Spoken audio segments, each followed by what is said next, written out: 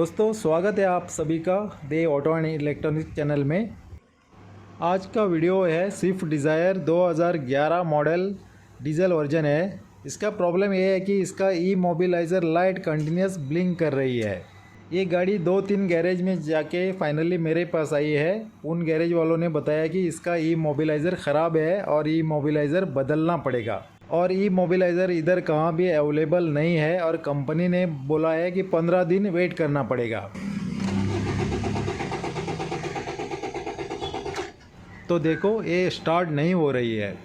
पहला सब चेक किए बिना हम नहीं कह सकते कि इसका ई मोबिलाइज़र ही ख़राब है।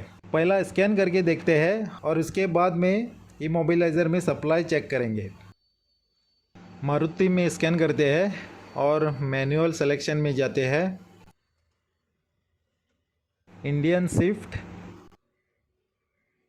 इंजन है Z13DT with fuel filter water detection sensor.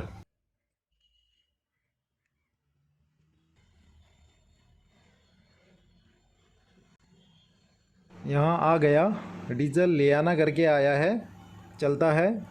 हमको स्कैन करना है पहला इंजन, और इंजन में एक फॉल्ट कोड है P1625L मेन रिले सर्किट माल फंक्शन।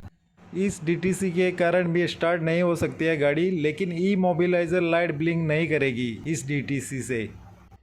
अभी देखते हैं ई मोबिलाइज़र में। तो यहाँ ई मोबिलाइज़र कम्युनिकेशन नहीं कर रहा है, इसका मतलब ई मोबिलाइज़र नहीं चल रहा है। रीड ECM इंफॉर्मेशन करते हैं, नहीं। यहाँ से बैक होते हैं और आदर्स में देखते हैं कि कुछ कम्युनिकेशन होता है क्या। और यहाँ भी सेम स्टोरी है, नो कम्युनिकेशन। और यहाँ BCM में देखते हैं कुछ फॉल्ट कोड है क्या।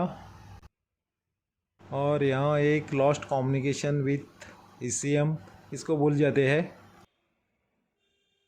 इसको क्लियर करेंगे। क्लियर हो गया सक्सेसफुली। यहाँ से पूरा बाहर निकलते हैं और OBD2 में देखते हैं कुछ फॉल्ट है क्या। ऑटो स्कैन,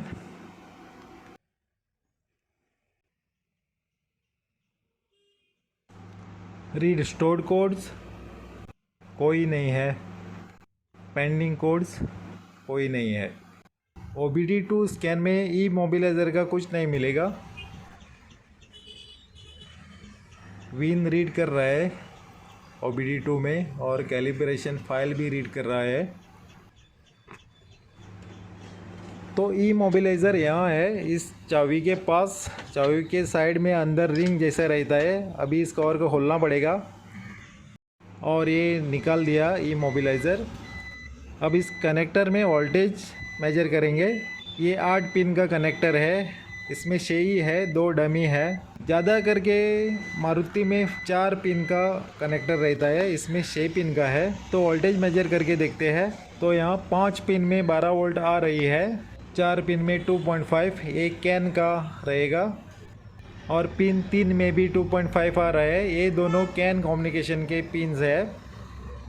सेकेंड पिन तो ग्राउंड है और ये फर्स्ट पिन है। फर्स्ट पिन में 4.5 वोल्टेज दिखा रहा है। मुझे तो पता नहीं है कि इन पिनों में क्या क्या वोल्टेज आना चाहिए। 12 वोल्ट तो आना चाहिए, ये जानता हूँ, 12 वोल्ट तो आ रही है। और इस पिन में 4.5 क्यों आ रही है ये तो मालूम नहीं है। इधर 4.5 आना चाहिए या 12 आना चाहिए ये भी मुझे मालूम नहीं है। और ये है पिन नंबर 6। पिन नंबर 6 में मुझे 8.5 वोल्ट मिल रही है। इसमें वोल्टेज का मामला है या ई मोबिलाइज़र फॉल्टी है ये तो पता नहीं। अभी ई मोबिलाइज़र मैं खोलूँगा और उससे पता करूँगा और देखूँगा कोई इसका डायग्राम मिलता है क्या। तो शॉप में जाते हैं और खोलते हैं इस ई मोबिलाइज़र को। और यहाँ इसका कवर मैंने निकाल दिया और इसको थोड़ा मैंने मॉडिफिकेशन कर दिया है। अब चलते हैं गाड़ी के पास और देखते हैं रिपेयरिंग सक्सेसफुल है कि नहीं। आप वीडियो एंड तक देखें, क्योंकि इसका जो रिपेयरिंग और मॉडिफिकेशन जो पार्ट है मैंने एंडिंग में दिखाया है। आप बने रहे वीडियो में। इमोबिलाइज़र को मैंने लगा दिया है गाड़ी में, और देखते हैं चाबी को ऑन करके।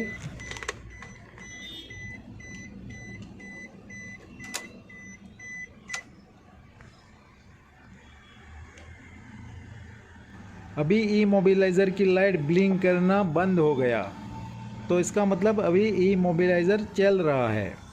अभी ट्राई करते हैं स्टार्ट करने की। स्टार्ट नहीं होगी क्योंकि मेन रिले ओपन सर्किट दिखा रहा है। उसको पहला ठीक करता हूँ क्योंकि उधर कार्बन आया होगा।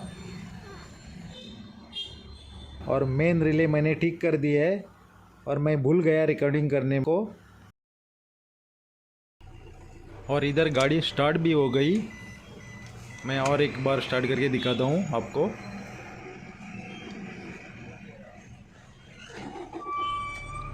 अब नॉर्मल में स्टार्ट हो रही है, और जो लाइट आके रहती थी वो भी चली गई।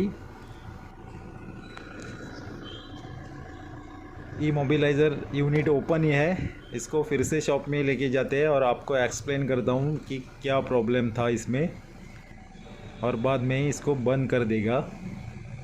कोई चेक इंजन लाइट भी नहीं है अभी।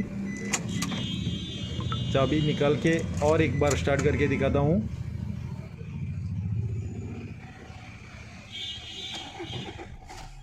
एकदम परफेक्ट। शॉप में ले जाते हैं। इसको मैंने यहाँ एक डायोड लगा दिया है।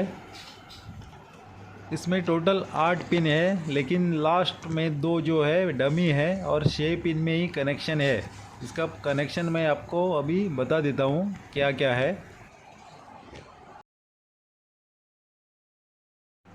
मैंने ये सब पिन निकाले थे, सोल्डर इसका निकाला था। और ये एंटीना का पिन है, दोनों एंटीना कॉइल को जाते हैं, इनको भी मैंने खोला था। और ये बोर्ड बाहर निकाला था। तभी मुझे मालूम पड़ा कि इस बोर्ड में 2 जगह 12 वोल्ट जानी चाहिए। तो एक जगह 4.5 वोल्ट जो मिल रही थी, उस जगह 12 वोल्ट जानी चाहिए थी। तो उधर 12 वोल्ट नहीं आ रही थी, इसके लिए इमोबिलाइज़र चल नहीं रहा था। ये जो फर्स्ट पिन है इसमें 12 वोल्ट आनी चाहिए। सेकेंड पिन ग्राउंड है। 3 और 4 pin can high and low signals के है। और 5 पिन में फिर से 12 वोल्ट आनी चाहिए। और 6 जो पिन है ये ECM में जाता है सिग्नल। और 7 और 8 जो पिन है दोनों डमी है, इसमें कनेक्शन नहीं है। तो मैंने क्या किया, पिन नंबर 5 में जहाँ 12 वोल्ट मिल रही थी वहाँ से एक डायोड लगा के पिन नंबर 1 में सप्लाई दे दी है। सप्लाई स्प्लिट की है। तो अभी दोनों जगह 12 वोल्ट मिल रहे हैं और इमोबिलाइज़र काम कर रहा है। तो मुझे ये पूरा खोलने के बाद ही पता चला कि इसमें 2 जगह 12 वोल्ट आनी चाहिए। तो इसमें एक जगह 4.5 वोल्ट आ रही थी, इसके कारण इमोबिलाइज़र चल नहीं रहा था। अभी इमोबिलाइज़र एकदम परफेक्ट काम कर रहा है। तो अभी लगा देते हैं इमोबिलाइज़र को और सब फिटिंग भी कर देते हैं। यहाँ जो पिन 1 में 4.5 सप्लाई आ रही थी, इसको मैंने काट डाला है और इसको मैं टेपिंग करके रखूँगा क्योंकि किधर भी शॉर्टिंग ना हो जाए इसलिए। तो और एक बार मैं स्टार्ट करके दिखाता हूँ।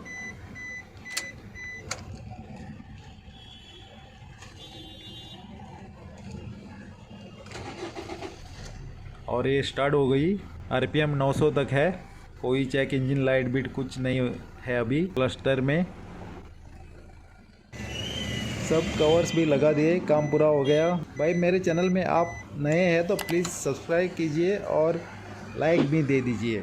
मिलते हैं अगले वीडियो में। देखने के लिए बहुत बहुत धन्यवाद। Thanks for watching.